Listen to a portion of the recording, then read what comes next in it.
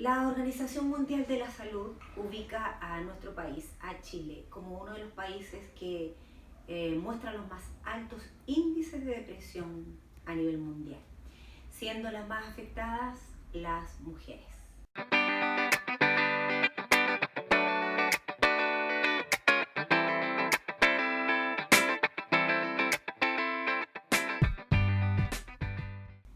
Buenas tardes, les saludo en este día con el deseo de mi corazón de poder compartir un tema importante en medio de nuestra sociedad actual. Como lo citaba anteriormente, el área de la salud que está siendo más afectada en este minuto a nivel psicológico es la mente. Este tema de la depresión, que podría decirse que es la enfermedad común de este siglo, se ha situado en nuestro país para hacernos ganar un récord tristemente célebre, que es uno de los países con un índice más alto a nivel mundial. Y las más afectadas son las mujeres. ¿Por qué razón? Creo que un motivo es absolutamente obvio, debido a que las mujeres tenemos una alta sensibilidad por nuestra formación, por nuestra estructura emocional. Las mujeres somos más sensibles que los hombres. Por lo tanto, la depresión afecta, ya que afecta en forma directa a lo que son las emociones. En los últimos años ha ocurrido este fenómeno que ha situado a nuestro país, como lo citaba antes, como uno de los países más altos en depresión y ansiedad.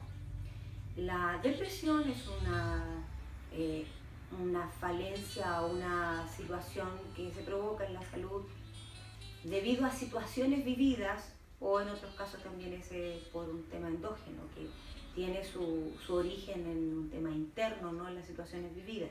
Y la ansiedad es provocada por las inseguridades ante lo futuro, ante lo porvenir. La ansiedad se apodera de la vida de la persona cuando no tiene seguridad en lo que va a ocurrir, cuando está viviendo situaciones que le provocan temores y le causa ese miedo a lo porvenir. Por lo tanto, la depresión y la ansiedad es algo que va de la mano cuando no hay una vida que tiene una seguridad plena. De acuerdo a la Mayo Clinic, la depresión se define como un trastorno emocional que causa un sentimiento de tristeza constante y una pérdida de interés en realizar diferentes actividades. Esta enfermedad le quita a la persona la alegría de vivir, las ganas de vivir, el deseo de soñar, el deseo de emprender. Y junto con esto también viene el problema de no considerarse capaz, de no tener dentro de la concepción misma mental, emocional, una mirada positiva de uno mismo en cuanto a las capacidades para desarrollar ciertas labores, ciertos trabajos. Por lo tanto, comienza a sentirse incapaz de desarrollarse en esta vida, y eso le provoca una profunda tristeza, que la depresión y la tristeza común se diferencian. ¿Por qué? Porque la tristeza común es una situación que se da por un momento o por un periodo corto, pero la depresión es algo que es provocado y va en avance en cuanto al descenso del ánimo, a que poco a poco menos cosas le van causando interés, inclusive lo que le rodea en forma diaria, que es su familia, su trabajo, yendo también más allá, el deseo de arreglarse uno mismo, de asearse, de preocuparse de su persona. Es algo que también se muestra en esta enfermedad, que es la depresión. La prevalencia de la depresión y la ansiedad está localizado a nivel mundial. Podríamos decir que la humanidad en general está sufriendo de esta situación de depresión y ansiedad. A nivel mundial, 322 millones de personas padecen de depresión, 322 millones, y 264 millones padecen de ansiedad. No es algo que esté, podríamos decir, es una cosa que se da de manera fortuita. No, es algo que está instalado en la vida de las personas y la vida de este mundo. Latinoamérica es tiene el menor promedio de mejoría. Es importante diferenciar entre un estado común de tristeza y la depresión. ¿Por qué es importante? Porque cuando identificamos que no es una tristeza, sino es depresión, eso es una enfermedad. Y las enfermedades hay que tratarlas. La primera es una emoción básica que tiene un motivo claro.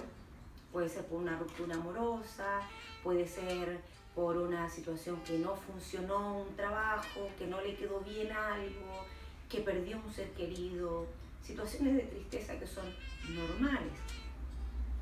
Y además se desarrolla en un tiempo determinado, hay un comienzo y un final para ello. Poco a poco va desapareciendo ese sentimiento de tristeza. En cambio, la depresión se prolonga por largos periodos de tiempo. Y si podríamos poner un parámetro, más de 15 días. Cuando una persona no logra salir de ese estado durante 15 días y se ha prolongado de manera sistemática el sentimiento, podríamos estar hablando básicamente de una depresión. Generalmente no tiene un motivo claro para la persona que lo sufre, aunque muchas veces hay situaciones gatillantes de un cuadro depresivo. La intensidad de la tristeza es desproporcionada. Cuando decimos desproporcionada es que la situación que está ocurriendo nosotros la podemos evaluar en forma racional y decir, pero no es tanto. Es algo común, es algo normal que le pasa a todos, pero no sé por qué me siento tan mal, me siento tan triste, no me puedo recuperar. Y poco a poco, como dije antes, se va perdiendo el interés en las cosas que antes eran importantes, incluyendo en esto la familia, la pareja, los hijos, y lo que a nosotros antes nos hacía felices, ya no nos hace felices. Aunque nos digan, pero mira, a tu alrededor tú tienes esto, valora esto, considera esto, nada pareciera tener sentido y se estaciona ese estado de tristeza prolongado. Es más que solo una tristeza pasajera. La depresión no es una debilidad, la depresión es una enfermedad.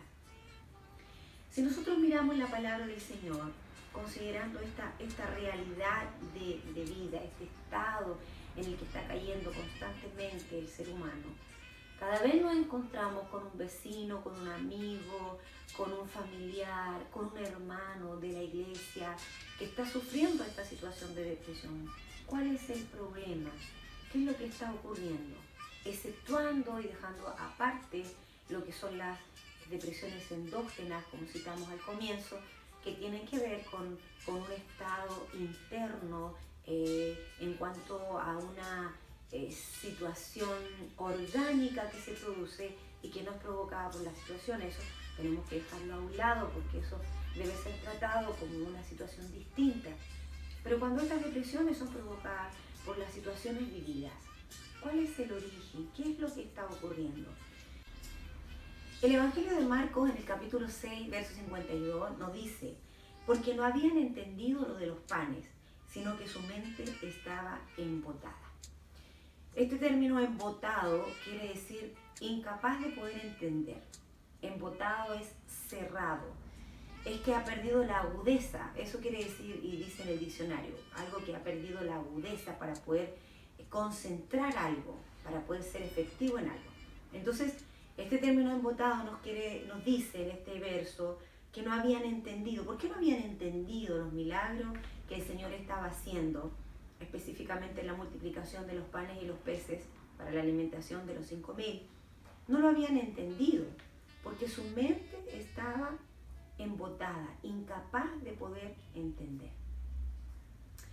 Cuando nosotros encontramos esta realidad, podemos pensar que las personas pueden escuchar mucho y pueden escuchar hablar del Señor y pueden leer la Biblia y pueden tener a alguien que les hable de Dios y que les hable de la esperanza en Dios y que les hable de nueva vida y que les hable de traer las cargas al Señor, pero la mente aquí juega un papel muy importante.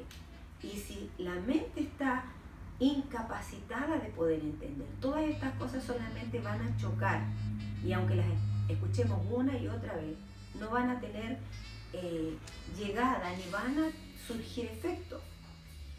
Las fortalezas de la mente son los argumentos de altivez. Cuando una mente está embotada es porque está llena de argumentos de altivez. La altivez viene directamente relacionada con la soberbia, y la soberbia estacionada en la vida de una persona le hace sentir que no necesita de nadie y que no va a buscar nada en nadie más que no sea en sí mismo. Por lo tanto, la altivez impide que la mente pueda captar el mensaje. Estas son fortalezas de la mente. Estas fortalezas van contra el conocimiento de Dios. Y tenemos una situación de una vida temporal que solamente se ubica en el escenario terrenal, y manejamos las situaciones con nuestras capacidades y miramos con nuestra vista lo que es posible alcanzar. Y es ahí donde radica justamente el problema, porque si nosotros lo evaluamos a partir de nuestras capacidades, es imposible poder pasar las barreras que la vida nos está imponiendo. Los argumentos de la mente se inician en un pensamiento, y el pensamiento es el que controla la vida. Por eso que la mente es tan importante ser transformada. El libro de Romanos, en el capítulo 12, versículo 1, nos dice que nosotros debemos ser renovados en el espíritu de nuestra mente, renovados en nuestro entendimiento, para que podamos comprobar cuál sea la buena voluntad de Dios. Si no tenemos una mente que se renueva a Dios y se despega de este mundo, no podremos entender todo lo que Dios quiere para nosotros, todas sus promesas, y seguiremos viviendo de una manera terrenal, en donde los problemas no tienen solución, donde la situación que estamos viviendo no tiene esperanza.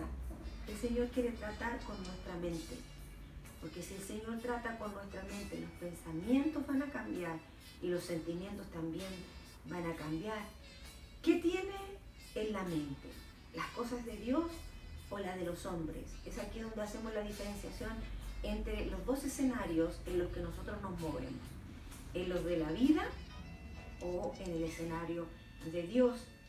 En Marcos 8:33 dice: él, volviéndose y mirando a sus discípulos, reprendió a Pedro y le dijo, ponga atención en lo que le dijo: quítate delante de mí, Satanás, porque no tienes en mente las cosas de Dios, sino las de los hombres.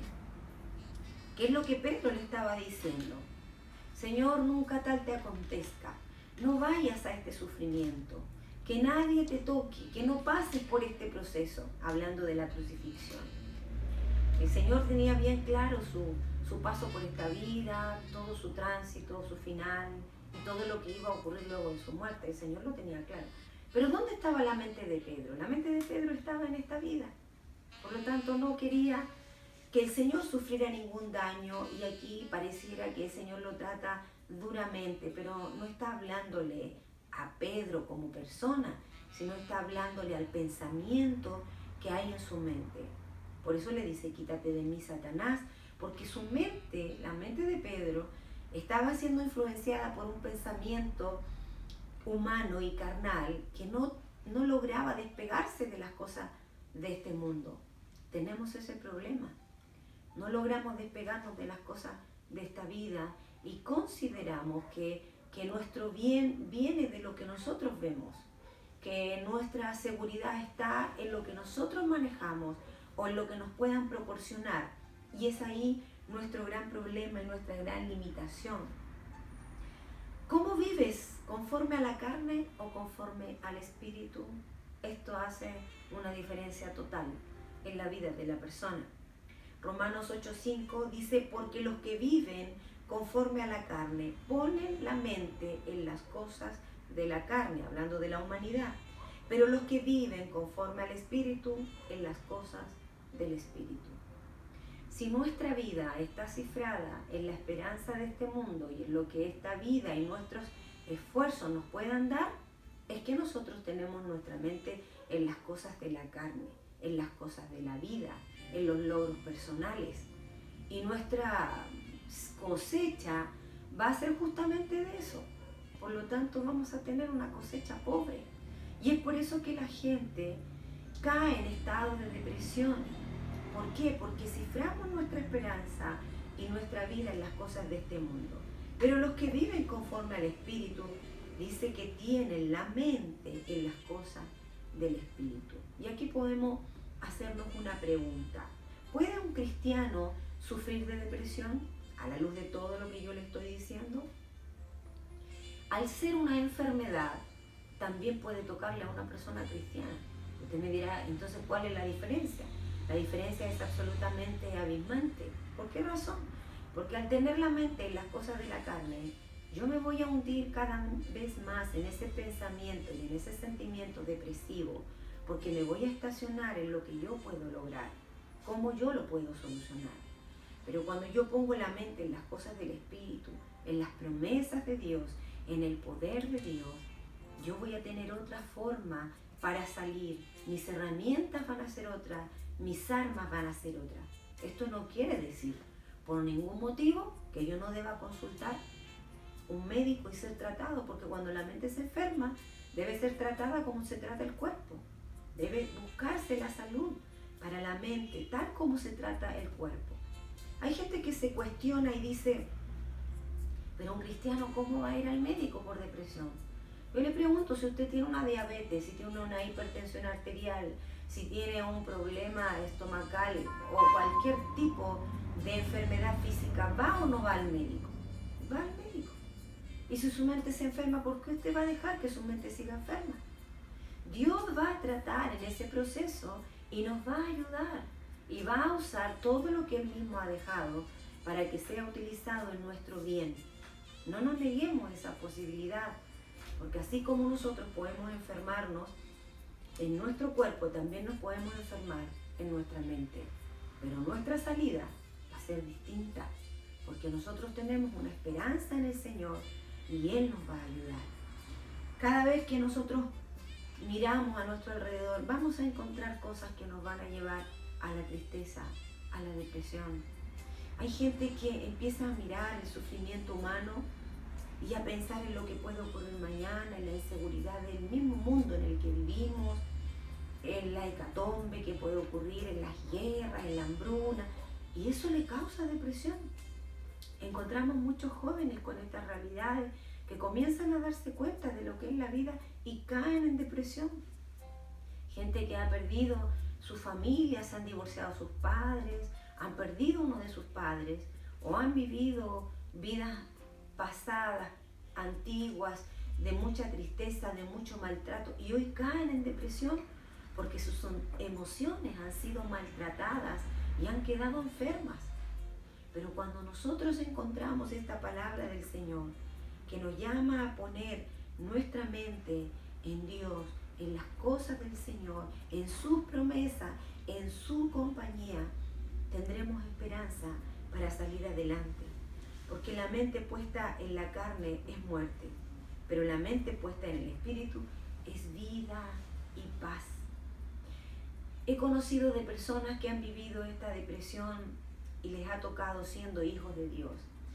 Y la palabra del Señor ha sido su sustento, ha sido su aliento, el poder recitar la Escritura, el poder leer los salmos y repetirlos una y otra vez y hacer suyas las palabras del salmista en la Escritura. Ha dado vida, ha dado fortaleza, ha dado salud y esperanza.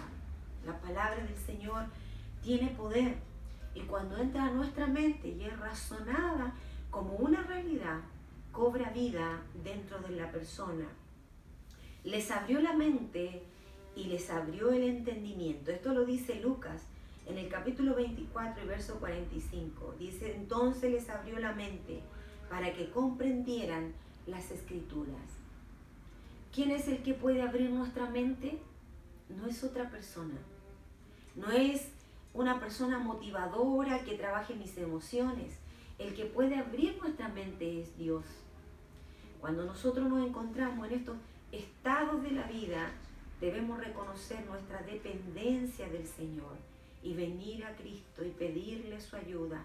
Ábreme la mente, Señor. Dame la capacidad de entender lo que humanamente no puedo entender. ¿Y cómo? Dios no nos dará esa gracia y ese don si lo estamos pidiendo con un corazón quebrantado. El Señor les abrió la mente y les hizo comprender. ¿Cuál es el antídoto para toda enfermedad de la mente? Y aunque llegare, ¿cuál es el remedio? Es lo que dice Marcos 12:30. Y amarás al Señor tu Dios con todo tu corazón y con toda tu alma y con toda tu mente y con toda tu fuerza. ¿Qué menciona? Tu corazón, tu alma, tu mente, tu fuerza.